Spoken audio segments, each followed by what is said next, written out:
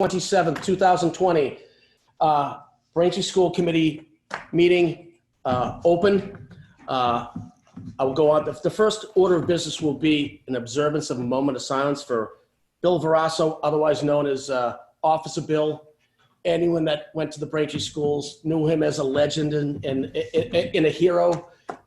Some people had some wonderful interactions with him, let him play with their cups or blow the whistle back when that was something to behold. So I'd like to observe a moment of silence for one of Braintree's best.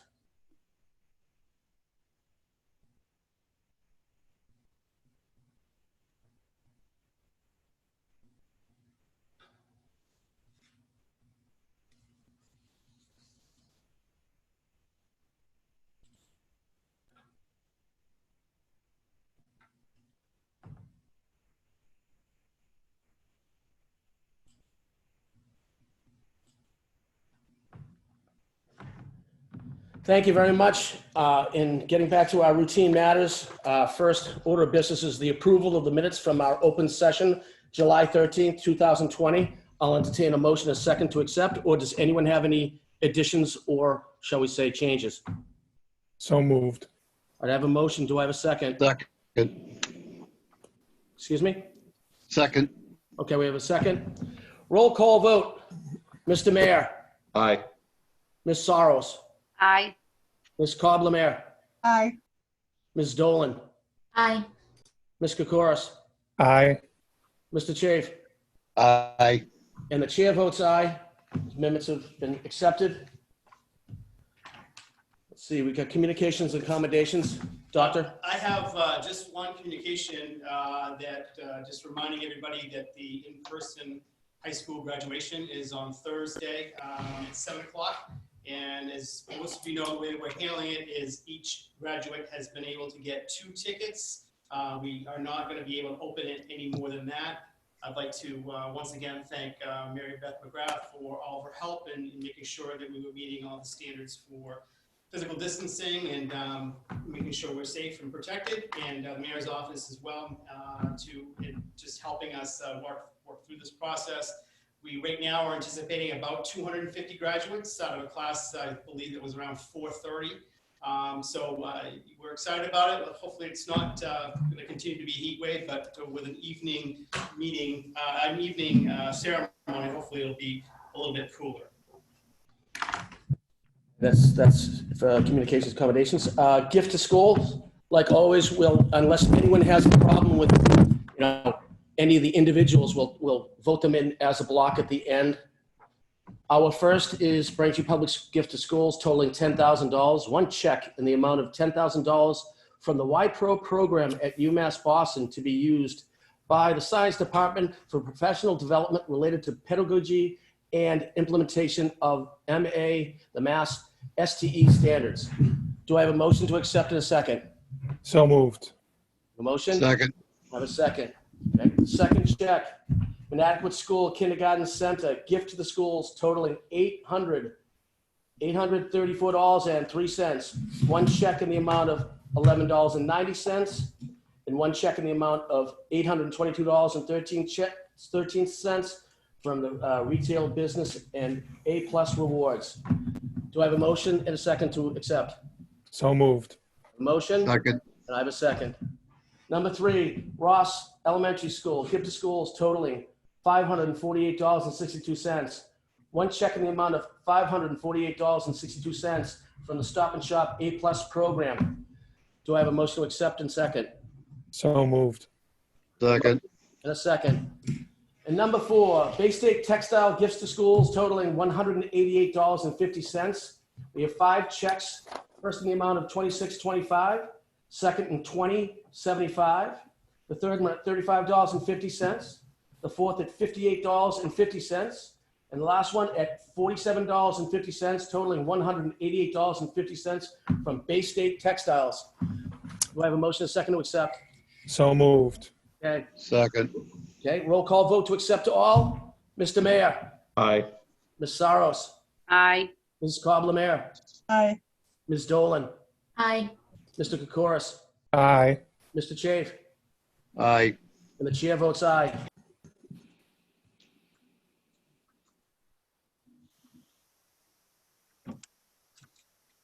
put me back on. All right, thank you very much for those that give us these generous gifts. It's one of the best things about growing up here is our community takes care of us, and we're always grateful. We do have to go backwards to B again for communications and accommodations. We forgot one thing. Dr. Hackett, take it away. I didn't know whether, Mr. Mayor, you had mentioned before that you might want to have a communication this evening, so I just want to make sure we touch base if you do. Mr. Chairman, Dr. Hackett, are you talking about my meeting? Yes. Okay, thank you. I met for the second time with Farius Gray in regards to our mascot, and we had another great discussion. We took a ride over to the high school, walked around, showed him some of the different areas in which, we had some of the Native American imagery, and we have kind of worked to a point where I'll be speaking with the chair of the Committee on Policy and making some recommendations in regards to the imagery that we currently have representing our school, and that will take place, I believe the next meeting is in August, maybe August 10th. And I just want to say that, we had great conversations, and we look forward to a great relationship. And we're looking at a number of different things that, we can possibly do together to help not only educate our students, but our community as well in regards to the Massachusetts tribe and those that were here long before the English made their way to our country. So I look forward to working with Farius, and I think that I will have a recommendation from Farius to the committee, and hopefully we can move forward in the right direction. Thank you. Thank you, Mr. Mayor. I'd like to, I can't thank you enough for your willingness to meet with the proper indigenous people and the tribes and whatnot, and get a true representation of what they're feeling. I know that you have a busy schedule, but I can't thank you enough for your willingness to shepherd us through these situations. Thank you very much. Okay, moving on from the superintendent and staff, we're looking at the opening school steering committee update. Thank you, Mr. Chair. We have tonight a presentation for you that will provide you an update with the work that we've been doing on planning to reopen school. As we all know, we have a lot of people involved in this conversation and work from over 60 teachers, administrators, and staff as part of the steering committee and the working teams. There have been several meetings of all those groups. And we have also been simultaneously working with the BEA to talk through what we think the best setup would be and what the challenge would be. They are also a significant part of the working teams in the steering committee as well. So tonight, I just want to go through where we are, how we're thinking about it currently. I would start just to remind you, and I probably can't say this enough, remind everybody, or just state that this is a draft for discussion, as it says on the first slide. All information is subject to change. And what we're going to present tonight, really are preliminary options and considerations. So we still, although people, the timeline for this is actually a little bit longer than I think people are feeling, and understanding that we have a lot of parents and staff who clearly want to have us move along and make some decisions as quickly as possible, and we are sensitive to that. But I think we also all know that things are changing on a daily basis, both around us as well as across the country. So to start, I just want to talk about what this presentation is not. What we're not going to be doing tonight is providing a completed final plan for reopening. We are some time away from that.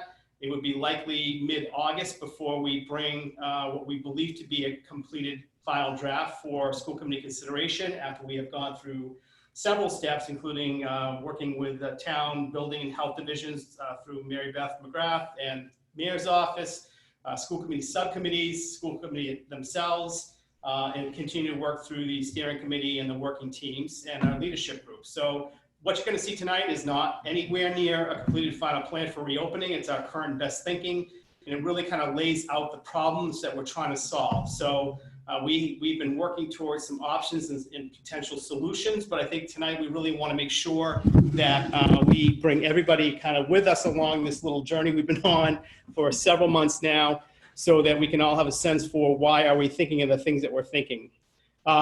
It is not a plan for how health, safety, and facilities are going to be addressed. That is ongoing with one of the working teams in coordination with town health and building divisions. And it is not a plan for how transportation and food service will be managed. We are in discussions on both those items, but they both also will depend on the direction we go.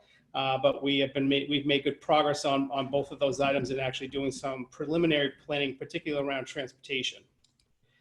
So what we're really doing tonight is what this is a starting point for discussion amongst the school community of the potential options and considerations. We will be doing multiple sessions with staff, teachers, staff, Zoom sessions this week, starting Thursday. There will also be several sessions with staff on Monday. And next week, we will also begin to put together some community Zoom sessions, probably by grade span, to get feedback from community parents and other stakeholders as we continue to work through the details. So this is a preliminary draft, and we want to let you know that where we go from here. I won't read every single one of these, but I pretty much have mentioned most of them. We have a lot of groups still working on this. We will be getting feedback from the overall school community. We are continuing our facility assessment process and logistical planning, and we are continuing to get information from the Department of Education. In fact, the Commissioner has another conference call this Wednesday. We will continue to work through all of the subgroups, and I've already mentioned the fact that we're working with all the unions and associations. The initial preliminary draft is due to the department this Friday. That does not require any kind of school committee action. What the department is really looking for is very broad conceptual take on the three required plans that we're talking about, which you'll see tonight, and it'll be about the amount of information that we provide at this time. They just want to get a sense for where people are going. And then the final submission, and I use that word loosely because I think everyone's aware that things can change rapidly, is due on August 10th. The department acknowledges that that will change over time, and there may not, every single detail may not be hammered out in the final plan. We are trying to prioritize elements of this planning that most impact families and staff. For example, clearly families want to know what the school calendar is going to look like. They want to know what the school schedule is going to look like, and certainly transportation. I know that that's not an exhaustive list. There are more items that we know that we need to prioritize to try to get answers out as quickly as we can. We're making good progress with that as well. And then, before this gets the vote of the school committee prior to the August 10th submission, and the school committee is the governing body that final adoption of the plan after it has gone through all the procedures I've already talked about.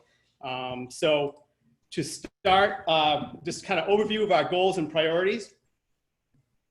Clearly, safety is our biggest concern. And, the goal of all of this is to find and plan for a safe in-person return for all students and staff. I don't think there's any argument or anyone who wouldn't agree with the fact that our students are better off when they are in front of our professional staff learning. Now, obviously, we are in a challenging situation, so we need to think differently and be more flexible about that and how that looks. I would say that overall, what you're going to see tonight is a very conservative approach. We think, we want to make sure that we are planning for all contingencies and giving ourselves some flexibility. But it's also conservative in terms of how we're thinking about right now some of the initial safety items such as physical distancing, mask wearing, and a couple other things. Again, we're not going to get into any kind of a full discussion on health and safety planning tonight, but it does have an impact on our capacity, building capacity for returning. We're focusing on equity and access. We know that we have students and families who will need some additional supports that are beyond what other families may need given their situation and circumstances. Technology is one piece of that, but clearly making sure that we can provide as much in-service support, any kind of services that students receive through special education, EL, English language learner. We really are going to prioritize those services as much as possible to make sure that students are, to the extent possible, getting those services in person. We have built this on maximum flexibility. We're keeping spaces available within every building for any necessary adjustments that may come along. Another way to just say that is what you're seeing tonight does not utilize cafeterias, gymnasiums, or any other large group spaces within any of our schools for classroom instruction. We've planned this around keeping classroom instruction in the classrooms because we really believe that we could have situations where we need to swing into the cafeteria or gymnasium because we have something happens, we have to bring a larger group of students together and still maintain our physical distancing. So we're right now, that's where we are. That obviously can change, and we'll have feedback, I'm sure, on how we've thought about that. And we're also really working hard to develop schedules, class schedules, and daily schedules that are as adaptable as possible. And Mr. Lee, Assistant Superintendent, will be talking about some of the teaching and learning components of this a little bit later on. We are also trying to maximize choice. We will provide a full remote learning option for students who choose not to return. The remote learning option, both for students who choose not to return and in a hybrid model, will look very different than what you saw and experienced and what we experienced in the spring of last year. We spent a lot of time over the course of not only learning about during the spring as to strengths and weaknesses, but a lot of time over the course of the summer and investments in additional software technology and actual instructional planning that will put us in a very different position for full remote learning for the fall for those students who choose to go in it, or if we are engaging with students in a hybrid model, or if things change dramatically and we have to roll everybody into a full remote learning model. And Mr. Lee will talk a little bit more about that. We are prioritizing immunocompromised children. We know that we have families who do not want their students to return for that reason. And we will make sure that we provide the services necessary and the supports necessary for those students as well. And also prioritizing our most challenged learners and those who need some additional supports. So those are the overall goals and priorities. This, if you've been here before, this should look familiar. This is a slide from the Department of Elementary and Secondary Education that outlines the expectations around what we will be providing them. So you can see the 1, 2, 3. 1 being in-person learning with new safety requirements. What would it look like for us to have all students return in person for instruction on a daily basis? Then we also need to provide a hybrid option, which is a combination of in-person learning and some remote learning. And then we will need to provide them with a full remote learning plan, which we will build out a little bit later. We continue to work on that now, but our focus right now has been on answering the in-person learning question in terms of can we do it from a space perspective, as well as really trying to make sure that our hybrid learning model is able to move us forward and keep instruction with both in-person and remotely aligned. And there's been a tremendous amount of work from the directors and administrators on how we're gonna get into that. So with that, just gonna overview some planning assumptions that we've made. I have had conversations with Mary Beth McGrath from the beginning, specifically around the question of what what are we looking to do with some of the standards and guidance that has come out of both the Department of Education and the Department of Public Health? We, at this point, we want to exceed certain aspects of the state public health and safety expectations. That's what this planning, as you will see tonight, is based on.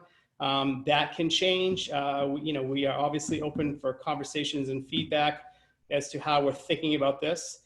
Whenever possible, we are looking to make sure that students and staff practice 6 feet of social distancing and wear face masks in pre-K through 12, understanding that lower elementary grades are going to have a lot of flexibility around wearing a mask because they can obviously quickly turn into playthings and slingshots, and they're also 5, 6, 7-year-old children who it's not really necessarily natural for them to have masks on. However, we are setting the expectation that we do the best we can in those lower elementary grades with face masks, that we are 6 feet physically distanced, and that we recognize that we need to make some exceptions, not just for younger grades, but we will also have students and staff who have other health conditions that may affect their ability to wear a mask. We're also very sensitive to the fact that, if you've gone in anywhere and worn a mask, I know from my point of view, when I go into a grocery store, I'm looking to go in and out as quickly as possible, particularly in this heat, because it's just not a comfortable thing to walk around with a mask on. So we're especially sensitive to that, and we have some thoughts on how we might be able to help address that as well.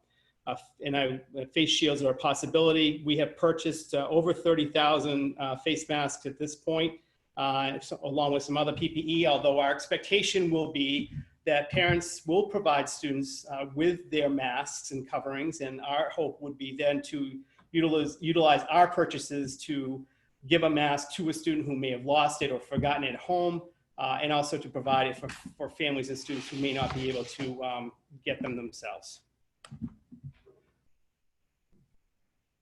So in terms of some of the planning assumptions we made and just the planning model, how we're thinking about this, it's kind of like a classroom teacher with a new classroom at the beginning of the year. We want to stay really tight with our expectations. We want to really be conservative in how we start. And then as we go and as conditions change, if we are able to loosen up a little bit and make some adjustments, that would be what we're trying to do. So we're starting with the 6-foot physical distancing parameter. If conditions change and if Mary Beth or others, the local health officials and state health officials say that we should be considering maybe less physical distancing, then we can start to address that. We believe very strongly that it's a lot easier to go from 6 feet to 3 feet of distancing, because as you can imagine, we have a lot of furniture that's going to have to come out of classrooms, including movable shelves and different items in the classroom that are used for instruction or for storage.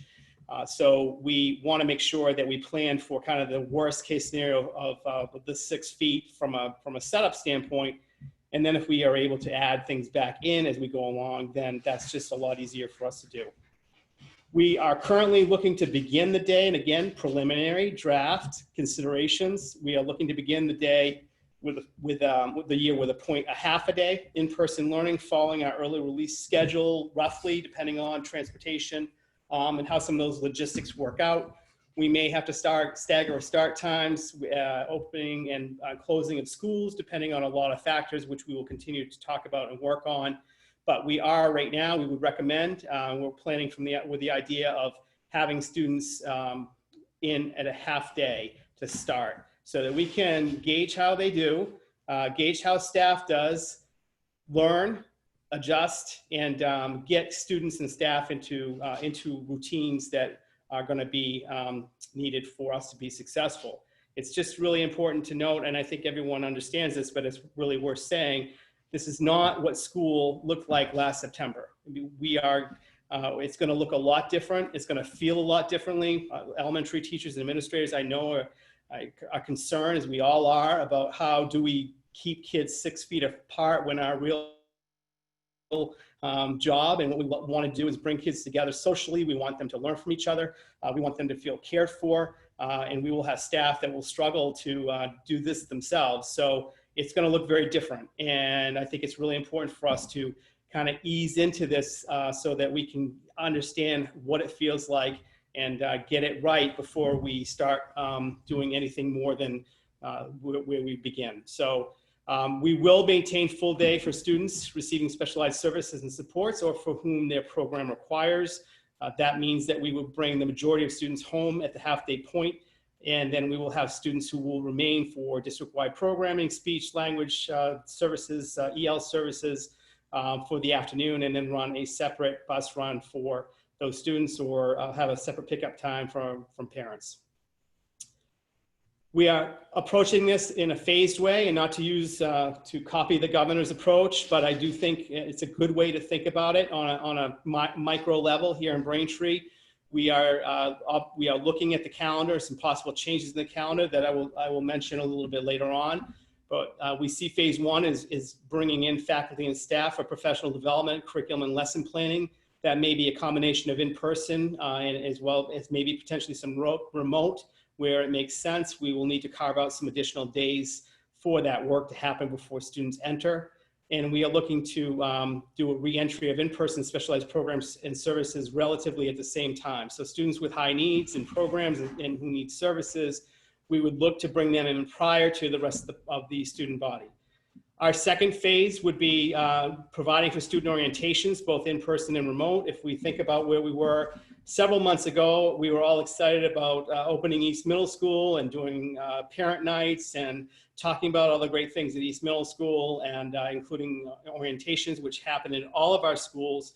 That was kind of taken away from us. So we need to think a little differently about how we do this, but we believe it's still important for transition for our students to be able to come in for some in-person orientations, and those may be done on some kind of a rotating schedule to reduce the number of students in the building. But more information on that, the building principals have been discussing it, and we'll be planning that with the rest of the administrative team.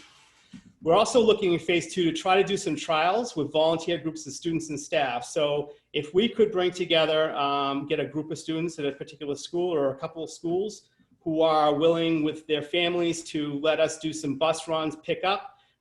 We'd like to do that. We'd like to actually experience students on the bus coming to school. This again, prior to the general student population coming in, to see what the runs look like, to see how students do on the bus, to see what the arrival looks like, to see what the exit looks like, provide some in-class experiences during that time to just kind of see how students do and staff do with students with masks on in classrooms and how it looks and how it feels. And then we also would like to observe just movement within our buildings and transitions and how we run a cohort model, which again, Mr. Lee will talk about a little bit later on. So we'd like to do that in phase two if at all possible. In phase three, that would be the actual students coming back, whether it's a full every day or whether it is a hybrid model, they would then begin whatever model that they're going into. At some point within the next few weeks, we are going to ask parents, explain what the options are, give more detail on what it looks like, obviously, but we will be asking, again, students, parents, if they plan to have their students return, and if they are planning to have their students return, how are they thinking about it? What would they like to do with the return in terms of whether they would like to be full remote or some other possibilities? So that survey and another staff survey will be going out within the next couple of weeks. We really want to try to provide as much information as possible so that when people answer these surveys, they really have a better sense of what it's going to look like. Obviously, it's important for us to know how many students plan to come back. Right now, it looked like in the initial survey back in June, early July, that about 15% of our students were looking to do full remote. So we'll see what those numbers look like, and it obviously has implications for how we staff our buildings and our programs when we try to match up staff who may not be able to come back for a variety of medical reasons, as well as students, and hopefully that would line up nicely for remote programming, even though I know it's probably wishful thinking on my part. Also, during the students' return that first couple of weeks, we're really going to focus on learning new software and systems and methods for effective remote instruction, remote learning. We're really looking to build relationships and learning routines with students. It's been a while, obviously, since our staff and students have been in front of each other, and we've missed those relationships, and we know that students have as well, both with their teachers and other adults in the building, but obviously also with their friends. So it's not going to look like a normal startup, get the syllabus out, here's what we're going to do this year, opening. We are going to spend the time to really make sure that we are reestablishing relationships and getting students comfortable with what the routines look like. We'll also during this time be doing some initial gap assessments. We know that all students will have experienced learning gaps, and we also know that our most challenged students will definitely have gaps that are wider. We want to know what those look like overall so that we can plan for some support as we bring students along during the course of the school year. And then phase 4 would just be kind of reflection and adjustments. I mean, we're going to continue to just pay attention, obviously, to the health indicators and working in coordination with the health department and where we can make adjustments. So we have to make adjustments. We want to do those as well as we can. People are going to have to really have some tolerance for a little bit of ambiguity and flexibility. And I know those are not two things that anybody likes to deal with, particularly when your life as a parent is dependent on you having your child in school or that routine of being in school and what that means for your family as well as for our teachers. So we really need to make sure that we're learning along the way, that we stay flexible, that we adapt to things as they come along, and that we stay open with our communication and really try to make sure that everyone feels like they're part of the process. So this tonight, the most important in this conversation tonight is a review of our facility capacity and the considerations that go along with that. So we went through, we know we have some space challenges and limitations, in particular at Highlands, Liberty, and South. Whether we're at 3-foot physical distancing or a 6-foot, it doesn't matter. Either one of those models, we still have pressure at those 3 schools, which obviously is why we are in consideration with the MSBA for building a new South Middle School, which would be voted on in September. So it's not surprising that we have those problems exist still for us. We have always used Hollis as part of our flexible boundary zone, and it has really helped us over the last 5 or 6 years to level out some of the growth and enrollment that's happened, particularly at Liberty, a little bit at Highlands. You know, unfortunately, when we look at the 6-foot distancing, Hollis no longer really becomes an option for us to provide for an alternative placement for students because there just isn't enough space. And part of the reason why is because many of the classrooms are really split up for small instructional group space or smaller classrooms, and it's happened over the course of several years. So Braintree High School has a significant number of interior windowless classrooms that we have to evaluate for their use. We are engaged in facility assessment, including contracting for some testing of our air exchange within our classrooms. We have data from the NORESCO, from the ESCO project, the Energy Savings Project, when NORESCO, the company, came in and did a audit of all of our systems with the exception of East and South. So all of those data exist, those ventilators and, I'm sorry, not ventilators, vents within the classrooms, fresh air exchange within the classroom. Any ones that were broken were repaired or replaced. We have a schedule for filter replacement in place that we're confident in and that we can hold people accountable for. So we have a lot of good information on the front end of this, but we do need to have some expertise with people with different letters after their names than educators to come in and really give us a good solid assessment so that we can make sure that if there are classrooms that aren't meeting the standards, if we are able to mitigate that with some kind of technology, great. And if not, we may have some rooms that we have to take online that can't be used for instruction. We'll obviously be working very closely again with the Town of Braintree building and health departments through that process. They will see all the data. They will help advise us as to how to handle different situations. And ultimately, they're the ones who will make decisions as to whether or not we can use certain classroom spaces and adjustments that we need to make in our thinking about how we bring students back.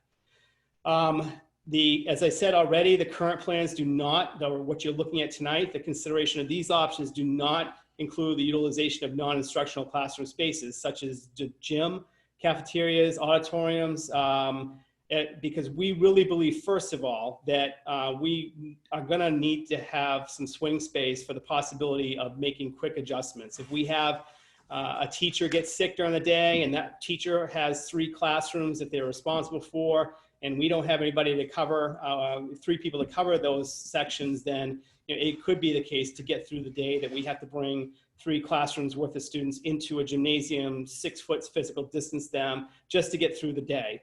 So we want to be very mindful of our ability to stay flexible, and we don't want to overcrowd and overpack our schools for the purpose of getting everybody in. I know that there will be others and people who will want to have further conversation about that. And I know that there certainly is a pressure for, for full in-person learning plan for all kinds of reasons. We want to be there, but what we don't want to do is go there too quickly and then find that we have to back out of it. So our hope is, again, to phase in, to work through the opening, and then keep our eye on all the health indicators and metrics as we move forward. We also don't want to put students in spaces for, who already have masks on, in spaces that are unfamiliar to them for learning space. I mean, we do have to maintain some level of quality instruction in spaces that are designed for instruction. It's going to be hard enough for our younger students to have to be 6 feet away from each other. For desks have to be, all students have to be looking in the same direction. We don't want to start this year, given the fact that students have had such an adjustment from a remote learning that just happened so abruptly in March, to bring them back and have them not feel comfortable. We think that's problematic from just a social emotional standpoint. We will have social emotional structures in place for students. Our counseling staff and school psychologists and administrators are already having those discussions about what that will look like, and that will be part of our plan to return. This is a Department of Education, just a sample picture of a 750 square foot classroom. This classroom is an easy one to plan for because it's basically a square. It's not shaped funny. We have a lot of classrooms that have unusual shapes or walls that are not straight, but they are slanted. And we have a lot of classrooms with built-in furniture that is beautiful, but it takes up a lot of room that we're not going to be able to remove. We got to be mindful of not only of the physical distancing within the classroom, but also we're not, all the rules around accessibility and ADA and compliance and safety are still in place, even to the point when we need to figure out how do we do fire drills and how do we do lockdown drills, because we can't ignore those safety procedures and trainings that we've been really getting really good at and very vigilant and making sure that we provide them, just because we are in a different learning environment at 6 feet. So some of our classrooms, this particular classroom will fit 15 students. I can tell you that some of our classrooms with the same roughly square footage are down to 10, just because of the different things that are in the way within the classroom and the shape of the room. So at 6 foot physical distancing, I just want to walk through what our enrollment capacity is by building. I'm going to focus specifically on the elementary level. And I'll try to talk a little bit about why we took that approach to start a little bit later on. So the assumption of this is that we are going to be 6 foot physical distancing within all classrooms. We're not using non-classroom instructional spaces, such as the innovation labs or at New East Middle School. This is only with the use of classrooms that were designed specifically to be classrooms. We don't know, as I said before, what is the usability of some of our interior classrooms that don't have windows. We certainly don't want students in an interior classroom with no windows for the entire day that they're with us.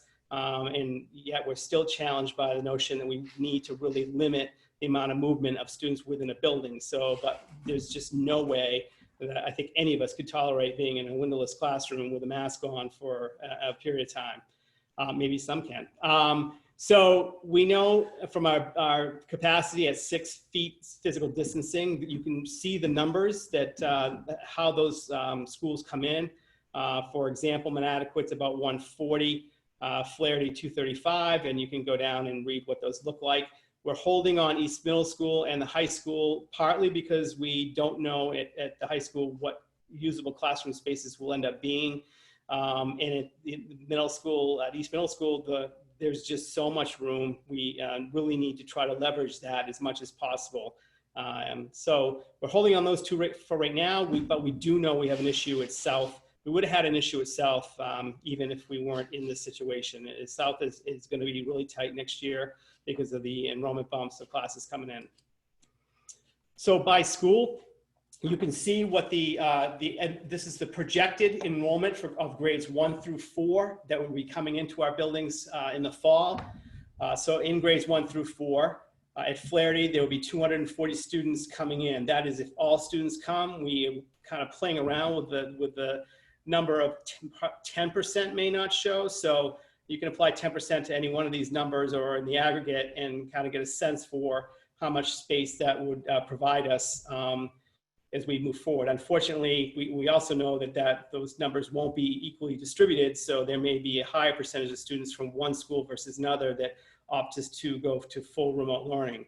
This chart also makes the assumption that we are removing or relocating grade 5 from Highlands and Liberty, and we'll talk a little bit about that later.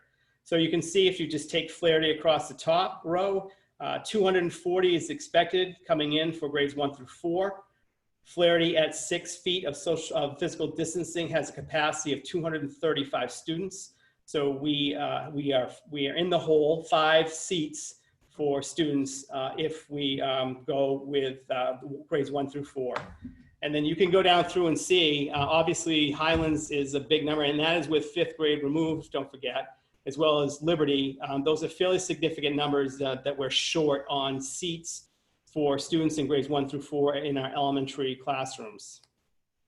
If we look at grades 1 through 3 and think about treating grade 4 differently, either through a hybrid approach if possible, or if grade 4 was somehow relocated, and we're not suggesting that's where we go, but we wanted to show you what the numbers look like with one more grade level removed. So this would be grades 1 through 3 at these schools. I should have said from the beginning, this does not include our district-wide program for special education students, nor does it include the kindergarten sections that we have normally placed at the home school. So as an example, Flaherty was actually going to receive 2 full-day kindergarten sections. We've pulled those out for the purposes of just making sure that we can get grades 1 through whatever we get in, depending on the model we want to use. So with grades 1 through 3, we'll just take Flaherty again. You can see that grades 1 through 3 projected enrollment is 180. The capacity still remains at 235. So in this scenario, Flaherty has an additional 55 seats available. So again, this is trying to get a sense for planning purposes, how we can think about making sure that we have enough room and space for all of our students and the implications of that. And then kindergarten is a little bit of a different challenge. So we have enrolled, this is actually this is FY20 enrollment. So this is enrollment from last year. We chose to look at enrollment for last year because it's a better number. As you know, we have a lot of move-ins during the summer half day. That half day number, wherever we start in January, always goes up. But right now, if we took last year's enrollment, we had 325 full day K students, and we had 67 half day students. So just working across the rows, you can see that for 325 full day students, we would need 27 classrooms. So basically working off the number of about 12 per classroom as an average. We would need 27 classrooms to meet the full day program need. And we need to talk about what that looks like too, because as you know, earlier I mentioned that we were planning to start with a half day. We would need to provide something more than a half day if we're going to continue to charge tuition for our full day kindergarten students. Half day, we would need 3 classrooms, understanding that 1 classroom services 2 sections of half day kindergarten. So a total of 392 enrolled. We need 30 classrooms in total to service our program for kindergarten. Again, last year's numbers. Monadequat has a capacity of, at 6 feet social distancing, of 140 students, and they have 12 classrooms. You've heard us talk a little bit about the possibility of leasing St. Francis.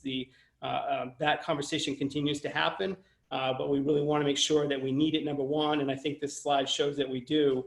And we'll also need to make sure that the building itself meets standards and specifications from the town Department of Building and Health. So St. Francis has a capacity of about 200 kids. Again, this is factoring at 6 feet social distancing, and they have 14 classrooms. So with St. Francis added to the mix, we would be short 52 seats for our kindergarten program in the net in 4 classrooms. But if we go back to the previous slide, as you can see in the bottom of the totals, we do have additional seats.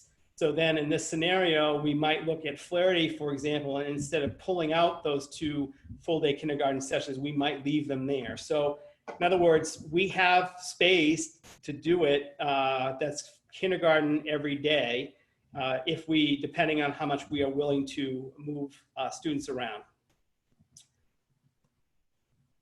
So this is just the projected enrollment for grades 6 through 12, East Middle School, South, and the high school.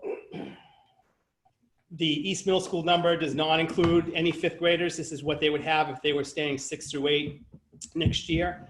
The number of the capacity of the buildings is around 360. I'm sorry, South Middle School is 366. That's at 6 foot distancing again.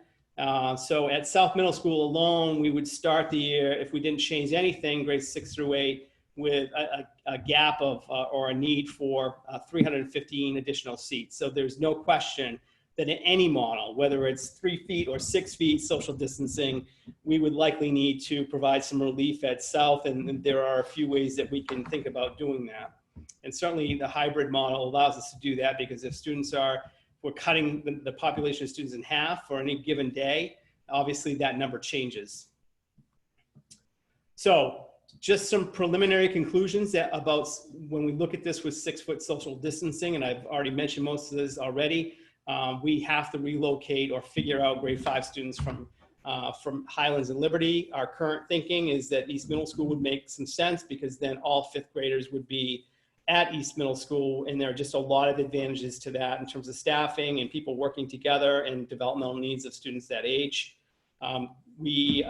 Grades 1 through 4 attending every day is not possible at the home schools. Again, when we're talking about 6 foot social distancing, our goal was to get as many grade levels in every day, not necessarily full day, but every day instruction. And right now, as the numbers hold, and as we look at 6 feet, we cannot get grades 1 through 4 in.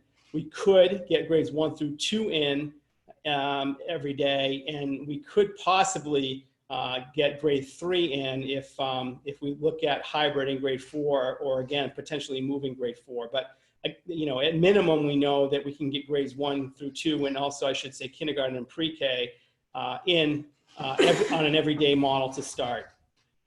South Middle School, that just in any scenario we play through, the space is tight enough, and we really are likely going to be using some kind of hybrid model schedule for whatever grade span we put in there, including if it just stays current 6 through 8. And then with all of grade 5 at East Middle School, 5-8 would also need to be hybrid there, because it's added students to the mix. So for what do we know about one of the criteria that the Department of Education is asking us to submit or talk about full in-person return?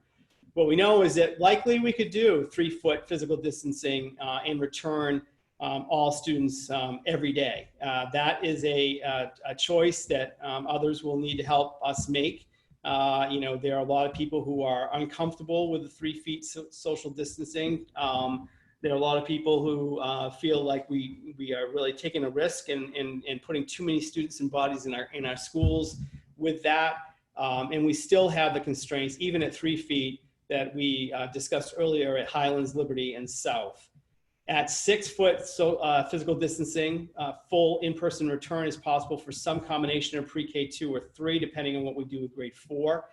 and that is without using non-instructional spaces. If we want to go down the path of looking at using non-instructional spaces for permanent classrooms, then we can do that, and obviously that would have an effect. We're also looking at outdoor spaces with canopies that we could use during good weather. We can't put those into our planning as permanent physical spaces for students, but they would allow us to do some things to get students outside and just get some air.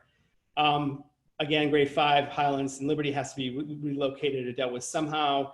5-8, we've already talked about in a hybrid schedule, and full in-person return to the high school may be possible even at 6 feet if all rooms are usable classrooms, and we open up and blow open all large group spaces from the gymnasium, the large foyer outside the gymnasium, gymnastics, and auditorium. So we can continue to explore that possibility. It's just, again, a fairly strong feeling among our groups so far, both administration and teachers, that looking at trying to bring everybody back every day to start is really, it's a bit of a challenge, and it may not be worth the risk in terms of the number of kids. So with that, I am going to stop talking, thankfully, and I'm sure you can appreciate that as well.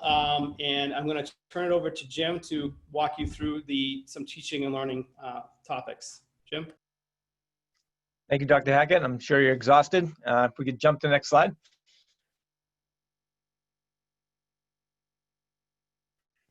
Hopefully you're seeing it. I'm still looking at teaching and learning is all blue. There we go. Thank you. And so as Dr. Hackett explained, we have several working groups by level that include not only teachers and administration, but also parents as well.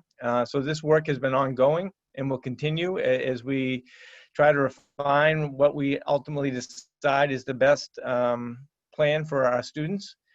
But what we do know is that unlike the spring, the spring brought unique challenges to us in a very short period of time where we were forced into a remote learning model that we were not prepared for. And since then, we have had a lot of time to kind of refine our plans for the fall and have a more robust plan moving forward if we need to go remote.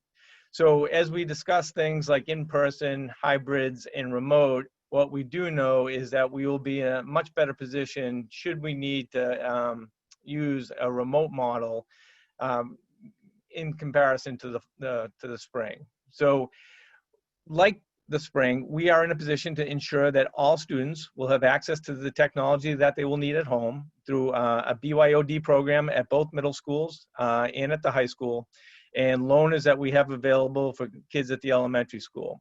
In addition, we also have hotspots to provide online access to those families that might not currently have it, and we would be prepared to deploy all of that in preparation for the fall. Our technology department has also acquired certain software that will make it much easier for families and students to access the multiple applications that they use in a remote learning environment through a single sign-on, which is much simpler than what families experienced during the spring, which I'm sure was very frustrating to so many. But as we think about things both in person and remotely, we need to talk about being flexible. What we don't know is what the trend in terms of the virus will look like, what the spikes will result in terms of our ability to stay open or to close. So what we need to be is, the term that gets kicked around is nimble, and we are prepared to be nimble in terms of moving back and forth from an in-person model to a remote model as needed, as circumstances dictate.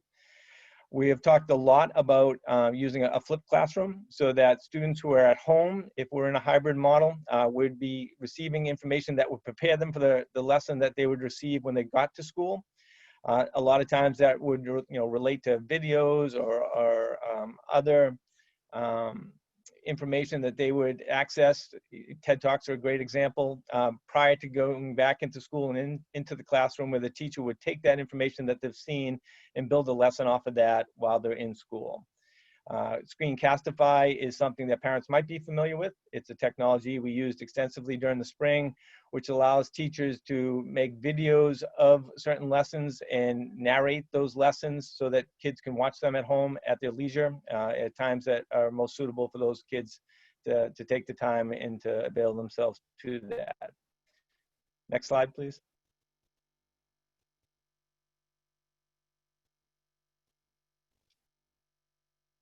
Next slide. There's a delay, just so you know, apparently. I was waiting for the elevator music. I can hum something. The other piece that the other piece obviously that we are considering is how does it look differently at each individual level. Certainly there are unique challenges each level is presented with in either a hybrid or remote model. And the working groups, as I said, are divided by that. So we have an elementary working group, a middle school working group, and a high school working group. And they are charged with finding the best ways to provide instruction in both those scenarios for that specific level. One of the things we've talked a lot about is the cohorting of students. This is much more of a safety issue than anything else. It is designed to reduce interactions among student groups by keeping certain populations of students together during the course of the day. It is much more easily done at the elementary and the middle school levels. It is more difficult to do at the high school level. High school students take a course load that is relatively individualized and is really driven by some of the long-term goals that students might have with respect to colleges or career paths. So at the high school, it's a little bit more difficult to accomplish, but at both the middle schools and the elementary schools, we think we're in a good position to be able to keep smaller groups of kids together during the course of the day, walking through their academic program, and again, limiting the interactions between them and other student groups. What we know from the spring is that department-wide collaborative planning is going to be needed to make sure that we are in a position, should a student or a faculty member fall ill, that we have staff that are prepared to deliver lessons that have been commonly planned with department members who are all on the same page and ready to step in case circumstances dictate that. As we know from some of the guidance from the state, there are extensive protocols for what happens with a classroom and classroom teacher should somebody be tested as positive with COVID. And we need to be prepared to continue the learning should a group of students and teachers be removed from the scenario while other students are still coming to school. So common collaborative planning across the district will assist us in that, and we will be prepared to do that. What we do know, again, from the spring is that we need to do more remote instruction through live video conferencing, synchronous instruction. We placed a heavy emphasis on asynchronous instruction in the spring, which meant that families were able to do the work when they could get to the work, when it was most amenable to them.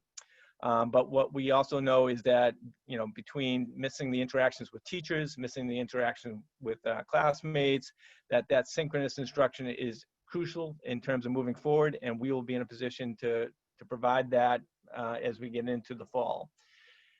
It may look a little bit different in terms of what we emphasize during those synchronous blocks, whether it's instruction, whether it's socialization, whether it's support, but we do know that needs to be a very strong component of what we will offer families come the fall. And what we do know too from the spring, and what we do know from the research, is that what most kids missed was the social interactions that school provides all of us. And the relationships with not only their classmates, but also with their teachers is a huge concern for us. As you know, last spring, by the time we were removed from the classroom, teachers and students had 7 months to really establish relationships amongst one another, which were critical in terms of getting work done, making sure the kids felt supported, and all the good things that we could offer during the spring. Those relationships are going to be tougher at this point because we're going to come into a brand new scenario where teachers and students will be new to one another, but we need to find a way to really reestablish those relationships if we hope that everybody will be successful in the fall, and we're committed to do so. In terms of what for parents, what certain things will look like that will be different from the spring, first and foremost is around the assessment of students. As you all know, we really gave some broad descriptions to parents about progress their students made in the spring, which really weren't grades. Now in the fall, we will be issuing grades. Students will be working towards grades, and very similar to all the report cards that families have ever received, and we will be communicating to the parents about their students' progress and achievement through that normal process. Also, as part of the grading, attendance is going to be taken, not only for in-person classes, but also for remote classes, and will be a factor in how we grade student performance in the fall.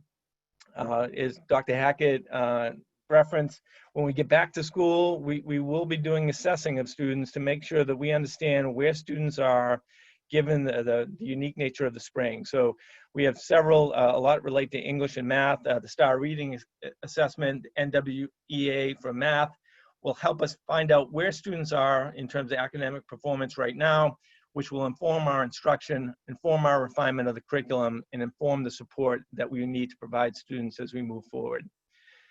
The other piece is we will look closely at how do we assess student progress in a really strange model that could include in-person, hybrid, and remote.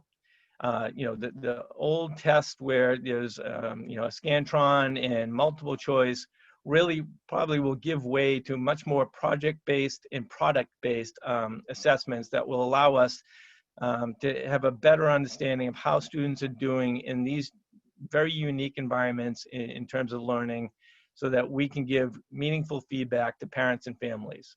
And at this point, because I'm sure it's on the minds of a lot, the state has made no final decisions about what MCAS will look like for the coming year. Obviously, we will inform families and students as we go forward, but right now that's the best information we have. In terms of staff, we are looking at each level at different schedule iterations and how do we ensure the safety of students, but at the same time maximize instruction at each level. So the big piece at this point for the working group is really about what does a schedule look like? What classes are going to be meeting in person? If we have to have certain classes meeting remotely, what are they and why are those the ones that are going to meet remotely? This is a lot of work and has included a lot of conversations about, again, ensuring student safety, because there are certain courses, if you think about sharing materials, or you think about the big one that comes up frequently is music, in terms of as you sing, what you expect to rate as you are singing, things of that nature. Those are things that we need to consider as we make decisions about what classes we'll be meeting in person. But that overall schedule format is a lot of the work that those working groups are undertaking right now. Just as importantly are our plans for professional development for the staff. We certainly have a lot of training in terms of COVID and ensuring safety for students and staff related to COVID and the protocols around COVID that will be presented to the staff as they return to school. At the same time, we intend to have a lot of professional development around trauma. We have sent multiple staff members out to training over the course of the summer in the hopes that as we return, that they can work with their peers to make sure that we are prepared for the students as they come back to us. A lot of families have really had a difficult time during this pandemic, and we understand that, you know, learning might not be their first priority when they return to school, and we want to be in a position to make sure we are as supportive as possible to all of our students with respect to respecting where they're coming from. As I mentioned, we have some new technology that is coming on board this fall, so we will have professional development around technology. As we get better information around student performance through the assessments that I mentioned, we will be revising curriculum to ensure that we are catching up what we might have fallen behind on, but at the same time moving forward with grade level work that challenges students and keeps the learning moving forward. And certainly what we had already been working on, what we will continue to work on is our professional development around cultural responsiveness. Certainly, you know, nationwide, you know, awareness of these issues. It has really kind of dovetailed with some of the work we had previously been doing, and we will continue that work come the fall. In addition, our technology department has acquired additional hardware so that teachers will have access to video cameras, so that when they're at home, should they be at home, and that remote learning needs to be done in a synchronous fashion, that they have the technology at their disposal so that they can jump on a video conference and provide information to students that way. They also have some technology related to online whiteboards that will assist teachers in making sure that they can present the material in a manner that they want to students. The hybrid schedules, what we're looking at right now, we're looking at week on, week off, in person 1 week remote, every other day, 1 day in person, the next day remote. And then 2 by 2, we were looking at probably with a Monday off, but students coming back either Tuesday, Wednesday, second group, Thursday, Friday, or a Tuesday, Thursday, Wednesday, Friday scenario, with the other days being remote during the course of the week. Next slide. In terms of cohorts, as I mentioned before, really the intent is safety, and the intent is to limit the interactions between groups of students so that, in essence, a group of students stays with that same group of students throughout the course of the day to the extent possible. We know we're going to have to move kids around. It is unhealthy and unsafe to keep kids in one room all day long. I can't do it. I'm sure they can't do it. We have to be very cognizant about the wearing of masks. As Dr. Hackett mentioned, it is really difficult even for adults to wear masks for any extended period of time. It is brutal for young children to be doing so. So we want to make sure that we build that into the schedule. We would look at using outdoor resources. Obviously, one of the biggest components of that is the fact that the weather is such a huge contributor to that. But to the extent that it is available to us, we would maximize that to move kids around and get them outside for some fresh air. Next slide.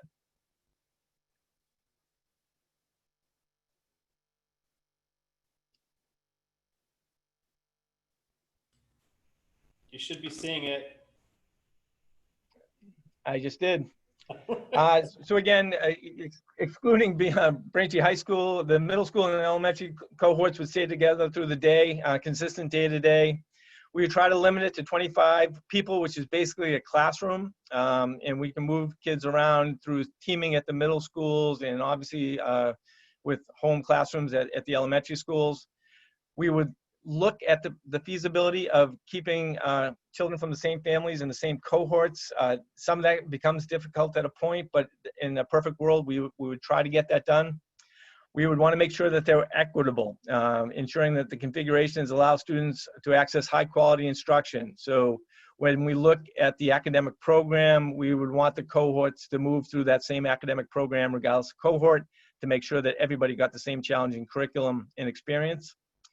Obviously, we'd have to figure out when those cohorts are moving, whether it be in person or remote. As I said, there's a very good chance that we're going to be trying to move seamlessly between in-person instruction and remote instruction, should things spike, should things get out of control.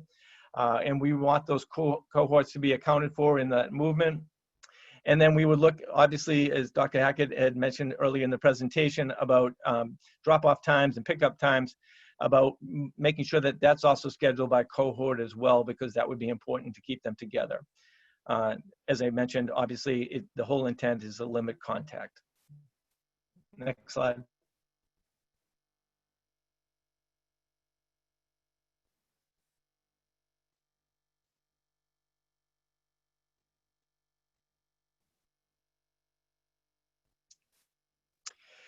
Another question that has come up frequently is, what if I do not want to send my kid to school? Which is certainly understandable, and we certainly are very respectful of that. There are a couple options that parents could avail themselves to. We, as a district, will be offering a complete remote learning plan to parents and families. We'll have better information as we move forward about exactly what that is, so parents can make some decisions with better information. The other option, obviously, is one that has existed previously, and that is the ability of parents to homeschool their children, which is, again, a type of private education. If parents wanted to avail themselves to that particular option, they do need to file an educational plan through the Assistant Superintendent's Office. But once that's done, that is an option for families. Another question that has come up frequently is, what if I want initially to keep my kid home and to access the remote learning plan, but at some point decide it's safe enough to send my kid to school and I'd like to do that? we would certainly allow for that. The only stipulation would be that in consultation with the school administration, you would decide when. Usually it's about looking for that right transitional moment where it's least disruptive, not only for your students, but also for the students in the existing class and the teacher. And at that moment, we would make that transition so that your child could return back to school in an in-person learning model. So with that, thank you, Mr. Lee. We're happy to first start with answering any questions that the committee might have the best we can, and then we can just talk a little bit about next steps. So do we have any questions or comments from committee members? Mr. Chair, By all means, Mr. Kokoris. thank you. And thank you for the presentation, Doctor and Mr. Lee. I really just have some comments that I want to make, and I realize that this is just a draft at this point. So, I'll limit the comments until we see the final plan. But I think there is a lot of documentation out there about the challenges to reopen school. And one study that I followed pretty closely was the one that the Harvard School of Public Health put together. And I believe the state has used a lot of this in some of the guidelines and recommendations that they've passed forward. So I think it's just important to understand that there's no zero risk scenario. Really what we're talking about is trying to minimize, we're not going to be able to stop COVID. So I think everything that we can do as part of the planning to make that, minimization as best as we can would be, well received. I think, as we've learned, there's so much interaction in a classroom and in a school that with a disease of this type, it's going to be challenging to try to keep it at bay as best we can. I think a lot of the things that you talked about, managing transition times. I know we didn't talk a lot about lunchtime, modifying attendance. Those are all in the report, and I think those are important. But I think that kind of the thing that stuck out in my mind at this point is that really children at this point have been a small fraction of the global cases. And I think mostly because, we made the effort to close schools pretty quickly as the outbreak kind of took hold. So I just want to make sure that, and I think Dr. Hackett said it well, that we do look at some kind of a phased approach, because, we're really not going to understand the outcomes until we really get back into a full in-person type of situation. So I think it's our responsibility to make sure we do what's right for the staff and students in Braintree overall, and obviously follow the guidelines that come out, but make sure that we make the right decision for Braintree. So I thank you for that time. And Thank you, Mr. Kokoris. Mr. Chairman? Any other comments? Mr. Chairman? By all means, Mr. Mayor. Thank you. I'd like to recognize one of my members of staff from our health department who runs building and health, Mary Beth McGrath, who has been working on COVID really since January, maybe a little bit before then, and has kind of led us throughout this whole ordeal so far. And if you look at a lot of the things we put in place over the course of time, those things came from her recommendations, her office, and her expertise. And I just want to everyone to understand that's listening out there, and I know that the committee does, and Dr. Hackett does, that Ms. McGrath will be an intricate part to the health side of opening our schools and how we go about doing it. And I don't know if she wanted to have throw a comment or so in, but I just wanted to recognize her and let everyone know that all of the reporting that's done, all of the work that's been done has come from her office, and it's put us in a pretty good place. I know we have 900 and I believe 22 cases that we've had over the course of this pandemic, but a good amount of those came from long-term care facilities, as well as a number of our deaths that we've had. So I think overall within the community, I think that as residents, everyone has done a great job, but a lot of that direction, all of that direction came from her department. And I think that in order for us to move forward with any steps at all and any reopening, we're going to need to rely on the experts. And I know that the state has given some direction, but we in Braintree have, we've kind of stayed ahead of the curve, and we've done closures of things like schools and other businesses prior to the governor's orders.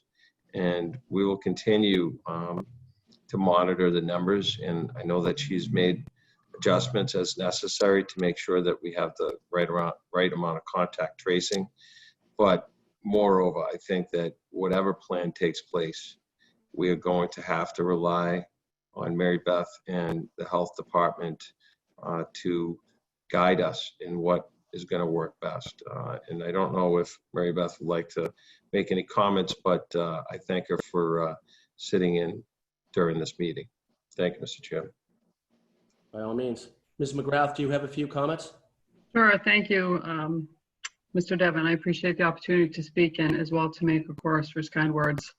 As he had mentioned, we have been in the thick of this COVID response since February. Myself, my public health nurses, Mary Mulready and Jean McGinty, as well as the school nurses have joined us. We've worked very closely over the 20 years I've been with the town with your school nurses in assisting us with all of our large clinics. And this is the perfect opportunity to ask them to join and assist us through the COVID event. And they have been a large part of our doing our contact tracing with us. So I encourage you to also engage with the school nurses if you haven't already done so, because they are extremely knowledgeable in this field as well.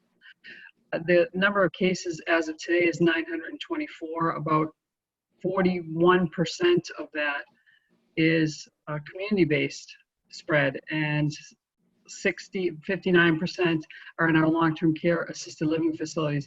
But again, 41% or so in the community, which is of concern as well. Our youngest client has been, as of a week and a half ago, 12 years old. Our oldest, 101. So there's a wide range of age, an age bracket there between children and older adults. But we're mindful that this is not, this illness is, no one is precluded from this illness, including infants, as has been witnessed in Texas of late last week. So as you roll out your plan, we look forward to seeing the written draft plans and helping to assist the school superintendent and Mayor Kokoris and the school committee, as well as the panelists that you've placed on your committee, and look forward to rolling out a really well thought out plan, which I know you're well in the midst of doing that, and providing a safe environment for the students, whatever model you do choose to go with. Thank you, Ms. McGrath. I've got a couple of comments. First of all, Ms. McGrath, it's always wonderful to hear from you. In working with your inspectional staff up at the new East Middle School, they were exemplary in any way, shape, or form. Your willingness to work with us, even when it was, early Saturday mornings and whatnot. I just see how you're handling this COVID situation, just an extension of the other things that you've done for our town. You're a credit to the town, and it's greatly appreciated, and it's wonderful working with you. I look forward to having our plans mesh seamlessly and do well by the people of Braintree. A couple of other comments I have. Yes, this was a draft that we received. It will be on a portal that is off our website, so if anyone really wants to go in depth on it. Again, it is a draft, but what I'm getting from it is a few things that we're going to need, and who is we? Students, staff, administration, faculty, and parents. We are going to need two-way communication. That will ensure that we have the adaptability and the flexibility to try and take whatever plan we think may work and change if need be. But the one thing I think is paramount is going to be patience. Patience with each other and patience with our communication so that this winds up being a positive for us. We are a positive town. Most times we tend to fill in for each other and help out. And I look forward in this situation to us continuing that type of a thought process. Thank you.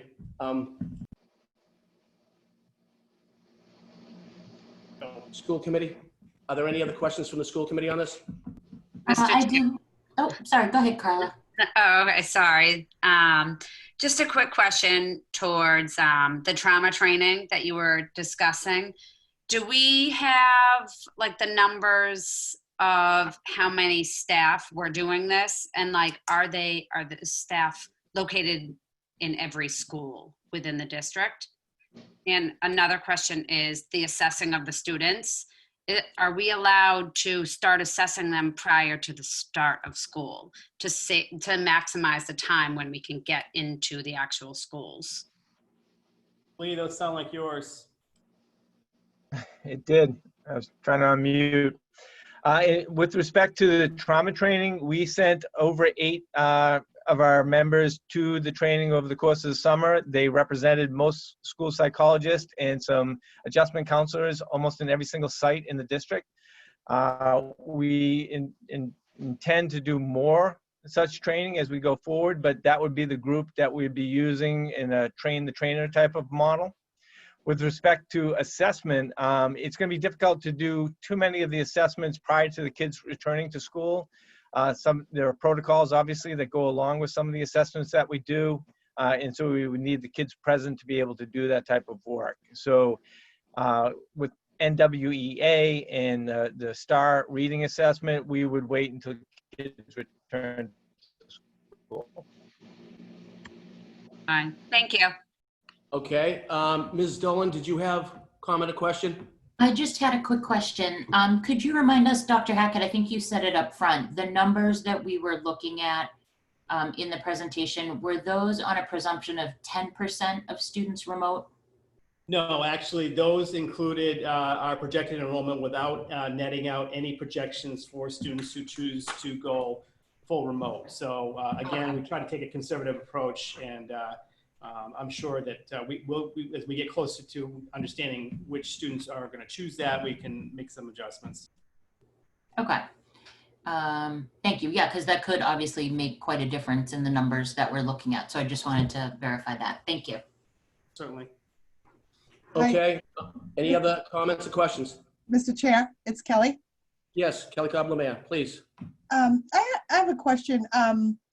When do you plan on sending out another survey to the parents asking them if they're continuing to in person or remote? Because I know that one was sent out early July, and as everyone is probably well aware, the cases in Massachusetts are spiking.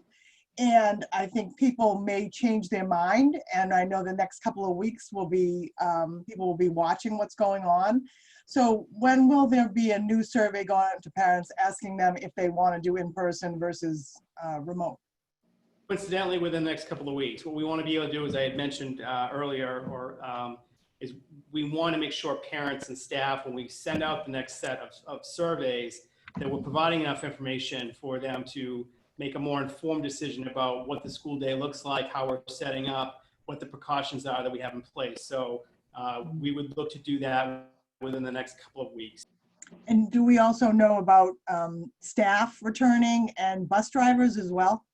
We would do all those at the same time. As you also know, and we have an executive session on the agenda for this tonight, we do have unions and labor unions and associations that we will need to negotiate memorandums of agreement with, as certainly there will be some changes in conditions that we need to talk through. So that work has begun. It will begin in earnest over the next couple of weeks and likely take several weeks before we really know all of what the agreements will look like. Okay, thank you. And one last question. I know Mr. Lee touched upon the technology and how, we weren't ready in the spring, but, the goal is to be ready, should we, go remote. Well, we will go remote, online, or will we be able to, will we be solid with our technology, I guess? Does everyone feel, is there grants that we can get? Because I know you mentioned that we could get grants for maybe building space, but do you think the money would be better spent investing in technology? So we've made some significant investments already in technology through a couple of different sources, including some grant funding. So we believe that we will be in good shape in terms of actual devices. Obviously, we're not the only school system in the country that's trying to buy Chromebooks, for example, right now. So if there's any concern at all, it would be just delivery time. But we are both our software purchases that will make remote learning easier for students and parents, including a system for single sign-on, some software that will be kind of more guided instruction through the software that teachers will be able to support through the use, as Mr. Lee pointed out earlier, of actual schedules that will include video conferencing, synchronous sessions with teachers and staff, along with asynchronous work for students to be able to do offline, which could also include teachers videotaping a lesson and posting it. We are in much better position going into the fall. It will be even better if we are, and hopefully, able to get our staff back in the buildings for several days of just professional development around not just the technology, but how do we work? What's the instructional model within the environment we're in, where we have to really kind of go in and out potentially of in-person and remote learning. Great. Okay. Thank you so much. Hey, Ms. Lemire, any other comments or questions? Yeah, through the chair, if I may. By all means, Mr. Chafe. I don't know who I'd be directing this to, so maybe Mary Beth McGrath or Doctor.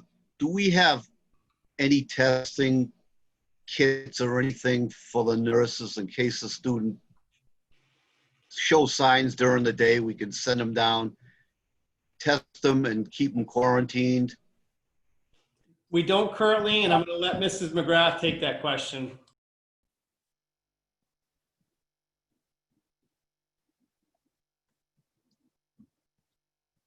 Thank you, Dr. Hackett. As he had mentioned, we do not currently have test kits for the nurses. In speaking with Meg, of course, that's something that he is interested in, and my nurses and I are trying to find out the availability of the equipment and the certification process that we'd have to go through, because there is a clear certification process that needs to be met. So we are looking into that, and hopefully within the next few days able to present something to Meg Chorus and Dr. Hackett. Mr. Chafe, does that satisfy your question?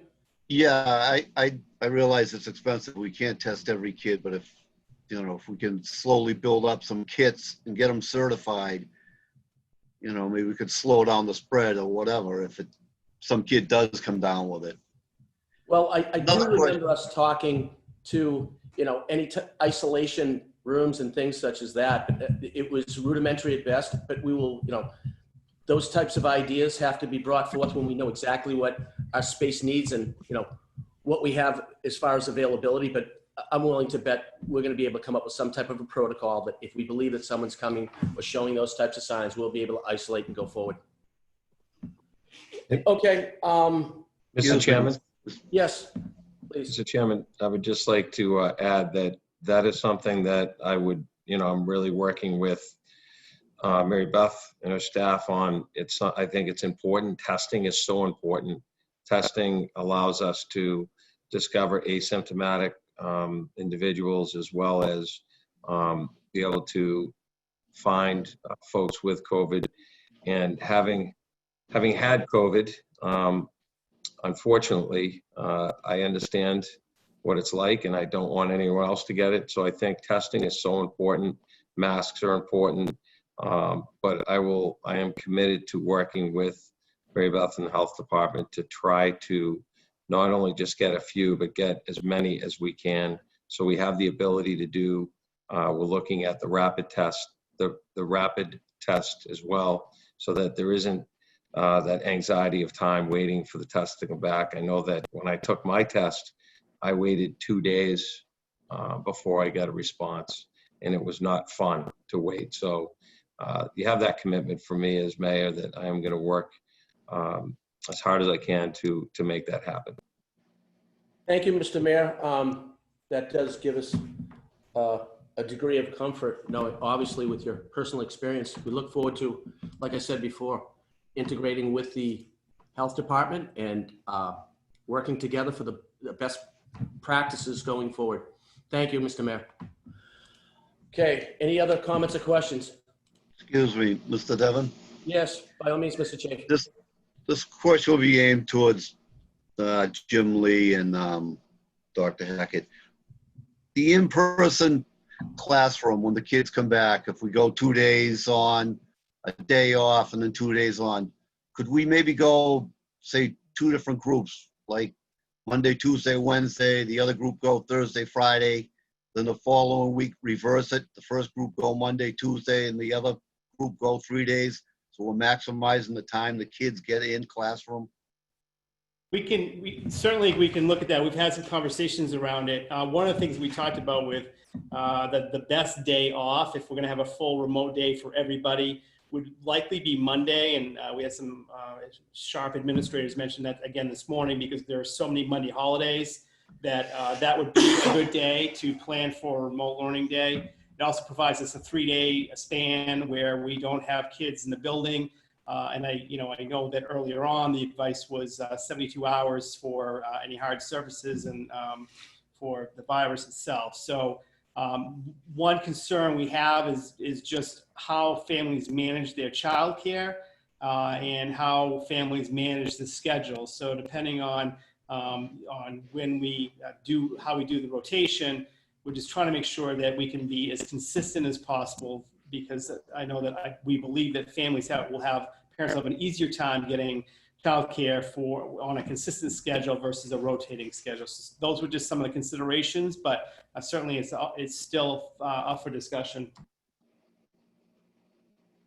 Thank you. Thank you, Mr. Chafe. Any other comments or questions? Hearing none. Let's see, where are we? We are on administrative updates. We have none, so we're moving on to section 4 from the school committee. A is a report from the Finance Operations Subcommittee, update from their meeting of July 23rd, 2020. Mr. Chairman, Mr. Koukouris. Thank you, Mr. Chair. I appreciate it. The Finance and Operations Subcommittee met this past Thursday, and we were able to listen to the preliminary plan that Dr. Hackett and Mr. Lee presented this evening, and we were able to comment on what we saw that night. We also got a quick update from our legislators, and Senator Timilty let us know that the governor had filed a $5.51 billion supplemental budget for August, which is now in front of the House and Senate. And he also mentioned that we may have some indication about Chapter 70 and local aid this week, according to the chair of the Ways and Means in the Senate. So those were the updates that we had. We will certainly be very involved in meeting over the next couple of weeks to discuss specifically the finance and operations pieces of the school reopening plan, and we look forward to working with administration and making sure those pieces of the plan are addressed by the subcommittee so that we can bring it back to the full committee when the plans are presented. Thank you, Mr. Chair. Thank you, Mr. Koukouris. Moving on to B, a report from our Subcommittee for Policy Education. The chairman, Ms. Dolan. Thank you. We also had a meeting last Thursday and talked about a number of subjects, one of which was the Mascot. You heard about the continuation of that process via the update from the mayor earlier in this meeting. So you know, while we promised folks that the process would probably not be as fast as they would like, that has come true. So, you know, we will have more to discuss about that at our next meeting on August 10th.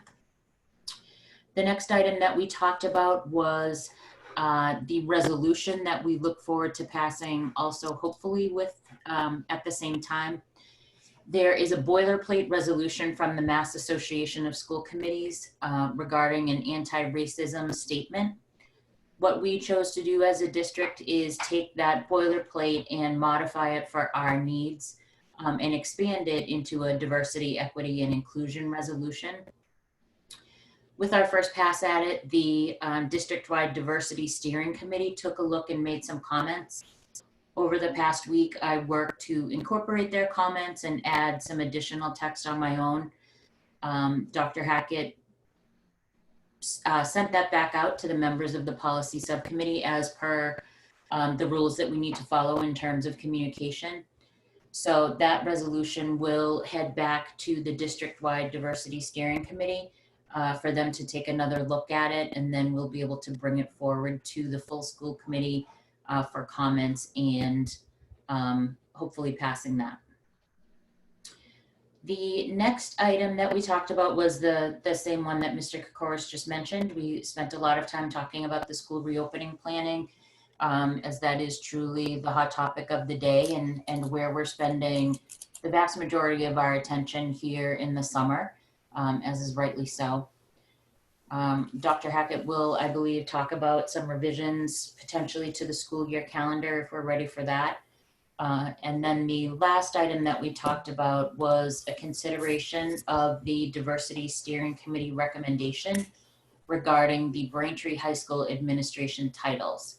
And so I'm wondering, Dr. Hackett, if you want to speak to that for a moment. Certainly, thank you, Stolen. I start with just a question first of the calendar. We did just touch on it briefly in the presentation for the reopening plan.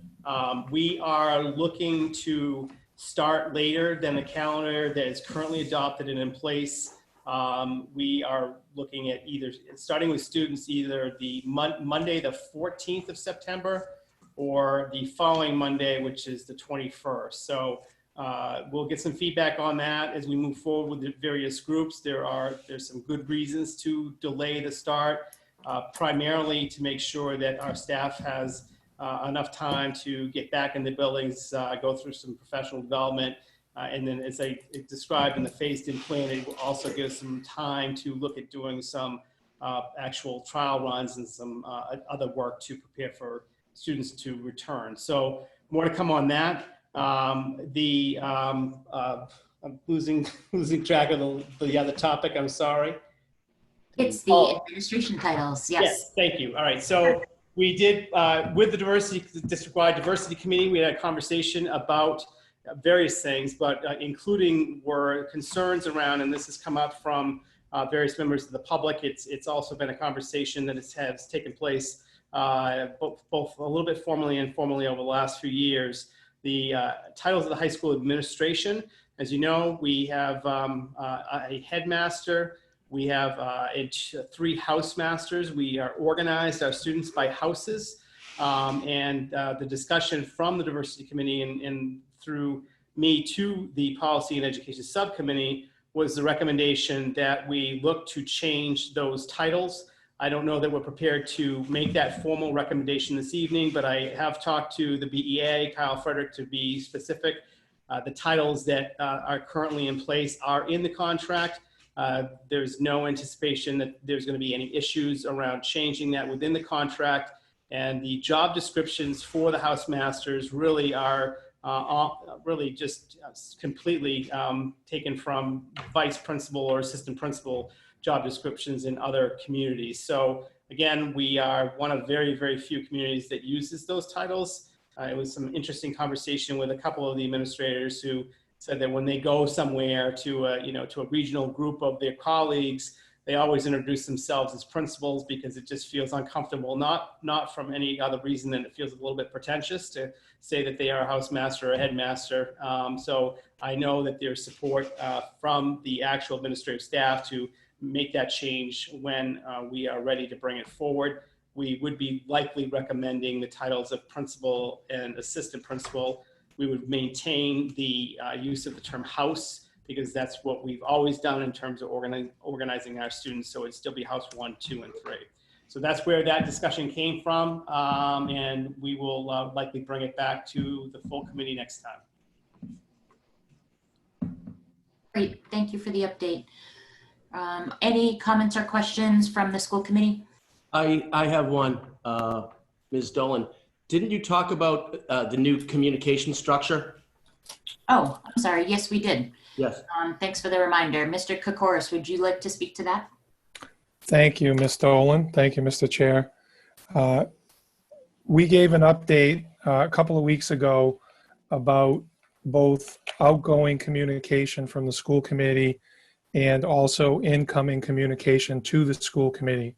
So I was happy to work with Andrew Marin on a plan to first look at setting up a social media page on the Braintree Schools page for the school committee that we would post agendas, minutes, updates, subcommittee updates, and any other relevant information that would come directly from the school committee.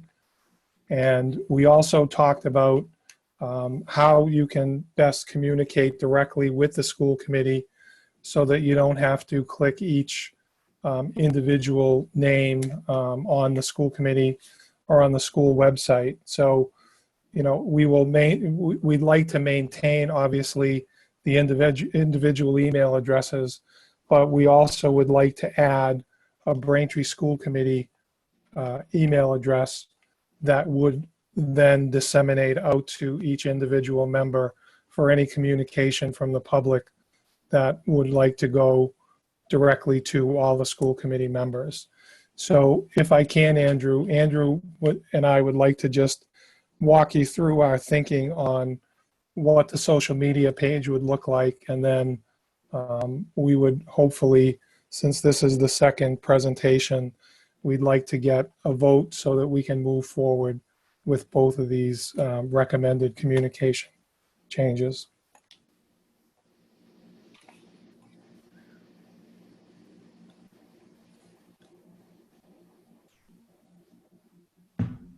Okay, so Andrew's going to take us through an outline. He's just going to give you an example. Yes, thank you, Mr. Kors. Thanks, Andrew. Yep. Good evening, everyone. So I'm sharing my screen right now, just showing you an example of the Town of Braintree's Facebook page. And so they have a group set up for their partnership on substance use. So we want to set up the same model for the school committee, where we have the school committee be a kind of subsidiary of the Braintree Schools Facebook page. So I'll click on this. You'll see to a resident or anyone that wants to join it, it will be open to the public, so you can join, and you don't have to be accepted. You'll just be automatically right into it. Even if you don't want to join, you can still read kind of everything that's going to be going on within that discussion. So we see this where we would have a few select committee members that would manage this and monitor it, and they would post frequent updates here regarding any of the subcommittees or main committee issues that they're working on. And then in addition to this, as Mr. Kaur stated, we'll be setting up a different email for the school committee, and also working on some updates to their website as well to make it a little easier to find agendas and minutes and those sorts of items. Thank you, Andrew. Any questions from the school committee on what we'd like to propose for this evening? I think it's pretty straightforward that we're looking for a motion to, shall we say, have one clearinghouse where we communicate to the public and they communicate to us. Thank you, Mr. Chair. So I guess that would be the motion. I guess I need a motion to vote to approve of this module, so to speak, being the one way in which the school committee communicates to people and people can communicate back to us. Do I have a motion? So moved. I have a motion by Mr. Chafe. Do I have a second? Second. I have a second by Ms. Saros. Okay, we'll go with the roll call vote. Mr. Mayor, Yes. Mr. Saros, Ms. South. Aye. Ms. Cobb-Lemare. Aye. Ms. Dolan. Aye. Mr. Kokoris. Aye. Mr. Chafe. Aye. And the chair votes aye. That passes unanimously. We look forward for this, shall we say, morphing into something in which would helps the communication on both ends here, helping people out as well as us. Thank you, Mr. Chair. Thank you for your diligent work, for the subcommittee chairs and their subcommittee members. Any other comments or questions from policy? From school committee members? Hearing none. Moving on to public comment. What is public comment? Public comment is your turn to be heard by the school committee. We are to actively listen to you. It's by no means a discussion. You get supposedly 3 minutes, but I don't time it. 3 minutes to give us your comments on things that were covered on this agenda. The only real rule is please be respectful of each other. This is one of those times in which I look forward to because we get to learn. So with that, who are our first people? And oh, the other rule is you have to state your name and your address and then comment away. Jennifer Lynn, you are unmuted. Hi, can you hear me? Yes. Hi, Jennifer Lynn. I live on Elmwood Park. I'm in the Morrison School District. Yes. I don't know if this is relative to what we're talking about tonight, so feel free to tell me to hold off on this for another time, but I'm a substitute in the schools and I'm concerned about what all of this looks like for substitutes, the training that goes into it, every school, would it be the same? So that's just kind of my general question. I won't go too much into that, but have you thought about what that looks like? Okay, normally this is comment. We don't usually, shall we say, banter back and forth on this. This isn't really that forum, but yes, because that question is so important to our substitutes, I don't think it's hard to have Mr. Hackett kind of go over rudimentally on that. Sure, just briefly, and thank you for your question.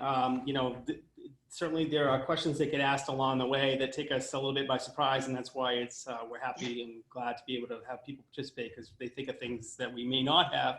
We have talked about that particular issue as well as training for and thoughts around things like volunteers, how do we manage volunteers, visitors to the building. So we do not have a concrete plan at this point, but we are well aware of that. Once we figure out the training and professional development for our full-time staff, part-time staff in the buildings, then we will likely just modify that for substitutes as well.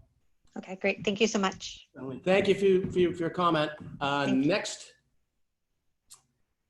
Next is Vanya. Yes, please. You are unmuted.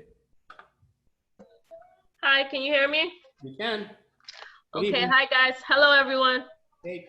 So question here, regarding the headmaster, housemaster, you keep saying that you have to make the changes in the contract. What contract is this?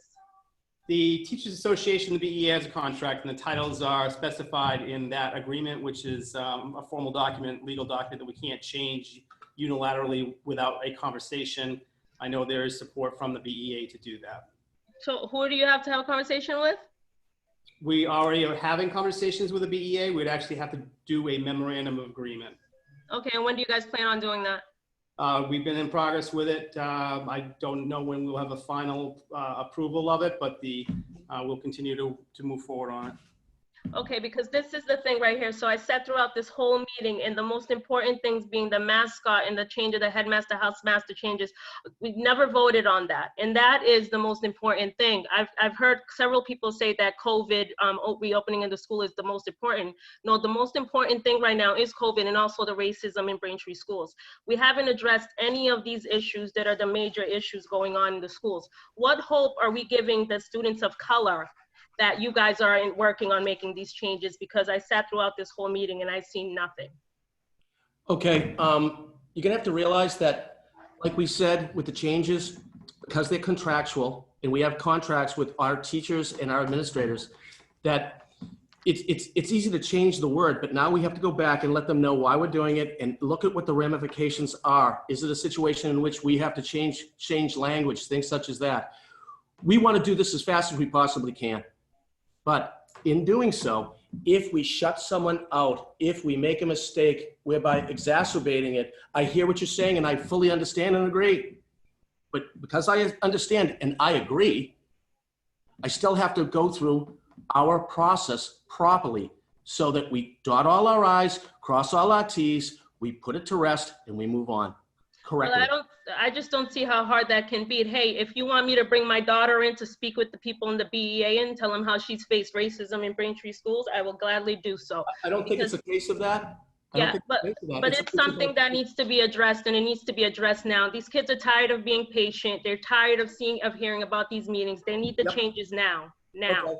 We thank you very much for your comment, and we will be coming back to you and giving you an update as to the change. Who is our next person? Next is John Cass. Mr. Cass, can you hear us? Can we hear you? Yes, yes. Mr. Good Cass, evening. how are you, sir? Yes, very well, thank you. How about yourself? Excellent. So, two things. First, on thanks to the Committee on the Public Communication, I think that the videos have been really important during the time of the pandemic, you know, Zoom meetings, in disseminating information. And I think we've all learned, you know, as workers and parents, that it's been much easier to access such information. So I would just ask the subcommittee to work as hard as it can to take the recordings and the links from the videos from Braintree TV and put them also on your website and in the social media, because I don't know about other folks, but it's really, really hard to find those links on Braintree TV. So I would just request that you do that. The other thing I wanted to say was thank you to the Committee on School Openings. Thanks for doing such a good job and working through all the issues. And if you need, you might need more volunteers from the sounds of it for parents to keep kids home from school. And, you know, if you need that, put out a word. Thank you, Mr. Cass. I appreciate the comments about the video links. We will we'll take that and put them on. Thanks. Thank you. And our next person? Next person is Don Whitney, and you are unmuted. Hello? Hello? Hi, how are you? Okay. So we are on Wilkins Road, and I had one question about the rollout of schools and the half day. And as I listen to what is being said tonight, it sounds to me like all of the children that are enrolled will attend a half-day session at the same time. And I have difficulty making sense of how that will promote social distancing. When we thought of a half-a-day program, we envisioned it being similar to what MSKC does for the kindergarten kids. So I'm curious to know if we're understanding what's being said, and has the option of having a day that mirrors what they do at MSKC, has that been discussed? And if it has, why wasn't it, and why isn't it an option? So I'm not sure, this is Frank Hackett, Superintendent. I'm not sure I entirely understand your question, but what we discussed this evening, again, this is a draft, it's preliminary. We did have the goal of getting as many of our lower elementary students in on a daily basis as possible while maintaining the 6-foot social distancing. So in the discussion this evening, we know, and based on our building capacities, we know that we can do pre-K through 2 on a daily basis, possibly pre-K through 3. And at that point, the remainder of our grades would be on some kind of hybrid model, which would be, depending on the schedule, let's, for example, just say it's 2 days on, 3 days off. So what that would look like would be half of our students essentially would come in on one day for in-person instruction. They would come in the next day. And then if Wednesday happened to be the full remote day, all would be full remote. And then Thursday, Friday, the second half of students who were not attending the first part of the week would be in-person attendance. So I don't know if that clarifies the question. I'm happy to, if you want to, shoot me an email and discuss it further with you if I'm not understanding. Okay, is this Dr. Hackett that's speaking? Yes, it is. Okay, perfect. Thank you. I think I understand it better now. Okay, thank you. And either Mr. or Ms. Cruz, you are unmuted. Hello? Actually, I don't think it looks like they put their hand down. Okay. So Aaron Uhas, I just unmuted you. Good evening. You're muted yourself still, but you're. Yeah. We got to unmute and. Hello? Hi. Hi, how are you? Hi, sorry, I'm used to doing it on the computer and not on my No phone. worries. I apologize. No worries. I just had a question since the health department was there to comment tonight. So the school committee is making plans based off of 6 feet social distancing and mask wearing. I was just wondering if the health department was going to give us guidelines very specifically if a particular student came up as a COVID positive in a class. Is the mask wearing and social distancing enough that the rest of the students can remain in school, or will a group at a time be quarantined? You know, I'm just trying to plan where I have multiple kids in multiple grades. Will I have one out at a time if something like that happens? So I don't believe that, I don't know if Ms. McGrath is still with us. Mm-hmm. If she is, it's her question, but if not, I will give you a semi-answer. I can answer that question, Okay, go ahead, Mr. Chairman. So if you have an individual that is in close contact, like, you know, a sibling, one of your children, the other siblings would be in close contact, and they would be through contact tracing. Everyone in the house that had contact with the person that's positive, whether it's you or one of your children, they would all have to be quarantined for 14 days. If we have the testing in place, we could do that. We might have some new protocols if we're able to do the testing and we have enough testing and enough kits to go with, supplies to go with the testing machines. But currently, and this is how we've done all the contact tracing up to this point, if one person, like when I got it, everyone in the house was quarantined. They just happened to all get tested. Half of us had it, half of us didn't. So if you have someone that is in direct contact with someone that has COVID, and that person has to quarantine for 14 days, they could be tested, but even if they're tested and they come up negative, at this point, they still would have to quarantine for 14 days. It does not make the person that is in contact with that person have to quarantine. So it only goes as far as direct contacts. Anyone that's in direct contact with a positive COVID person has to self-quarantine for 14 days. And then anyone that's in contact with that person, unless they have a positive test, they do not have to self-quarantine at this point. And I'm sorry, can you still hear me? Yes. I'm not sure if I was clear with my question. Okay.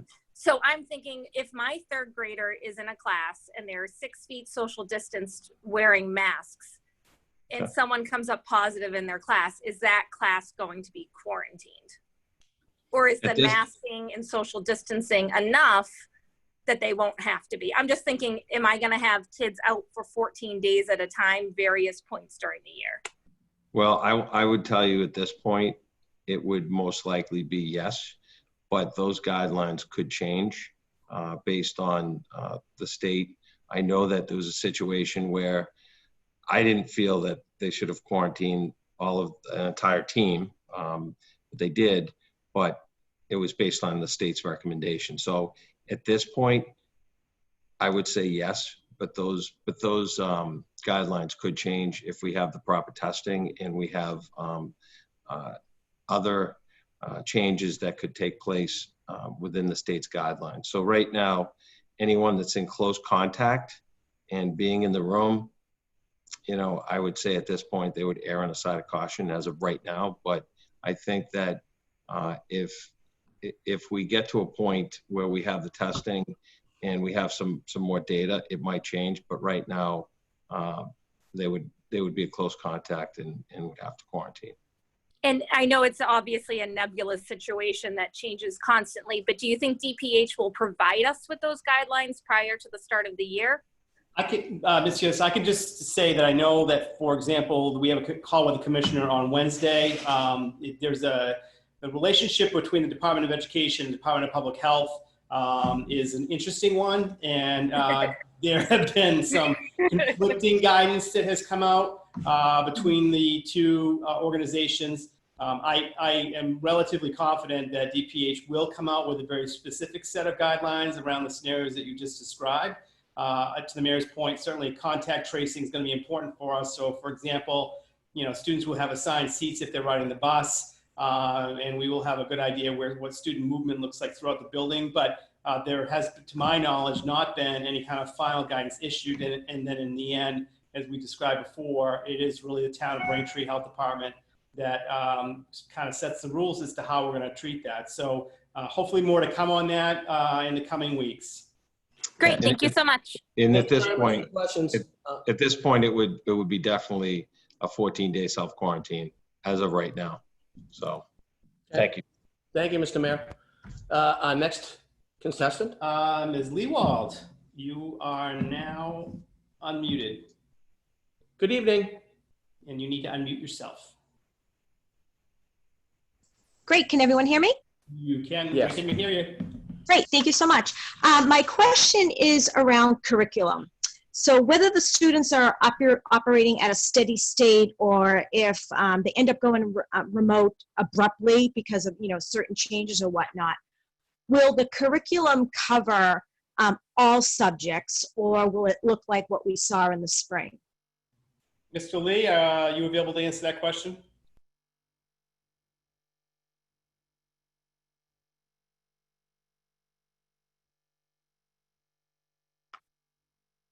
Mr. Lee has texted me. He is he's actually been kicked off with connection problems and can't re-enter. So that work is being done. I think that there's by our content area directors and administrators. We have within the working teams the group that is teaching and learning, and that working team is split up into three sub teams. One is elementary, one is middle school, and one is high school. Part of the answer to your question may depend upon what grade level students are at. One of the things that we are really trying to avoid is to fall into kind of the trap of doing nothing but remediation when students come back. We do want to provide as much of a broad-based curriculum and experiences for students as possible. So, we really haven't landed on just saying it's going to be the 3 R's and that's all you're going to get. We recognize and want to provide other opportunities for students in other areas, such as art, health, and PE. Mr. Lee already talked about music, as there are issues around just how we would deliver that. But we are still working with a goal of trying to provide opportunities beyond academics for our students, but that's still in planning process. Okay, thank you. Certainly. Thank you. And our next? We have Robert Kearns. Mr. Kearns, can you hear us? You are now unmuted, Robert. Hello.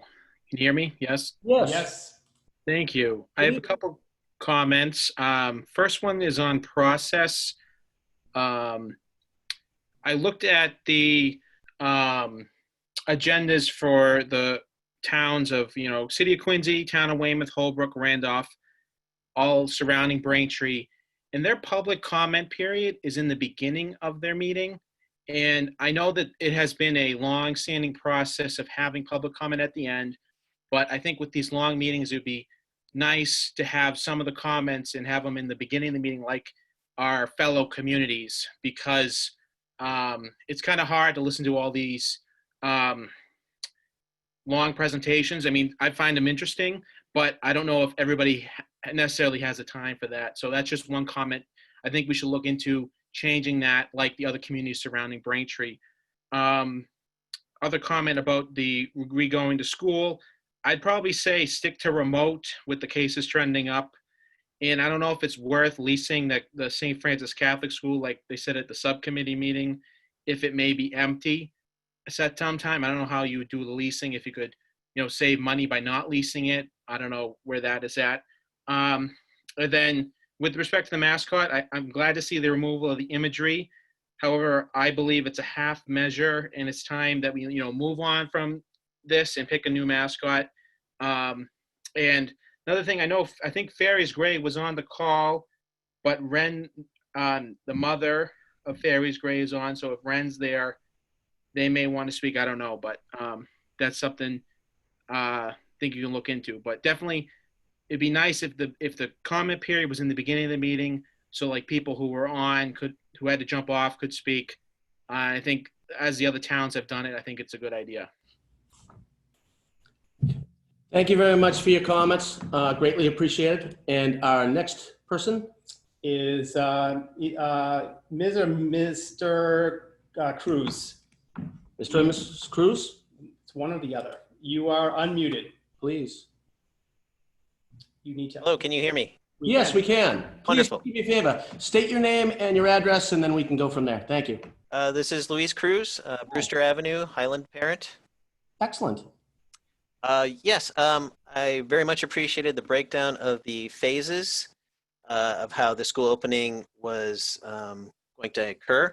But as someone in the tech industry, I would like to encourage, if it is not already accounted for, much like in phase 2, where you want to do practice runs of bus and entry into the school, some run-throughs of that. It would also be beneficial to have run-throughs of the remote learning options prior to the students returning. Ideally, that would cover all sorts of scenarios, people that have Chromebooks, higher-end PCs, lower-end PCs, maybe a family that only has an iPad, just to ensure that as many people that are choosing the remote or hybrid option are going to be covered and set up with no issues going forward. And also, if possible, if the educators and the staff are learning these tools and processes, if possible, to even push that testing with parents and or students even into phase 1 if possible, just so that they can also benefit from doing trial runs and getting that back and forth in their understanding, okay, for someone under this circumstance, this will work better for them or not. And that is all I have. Thank you for your time.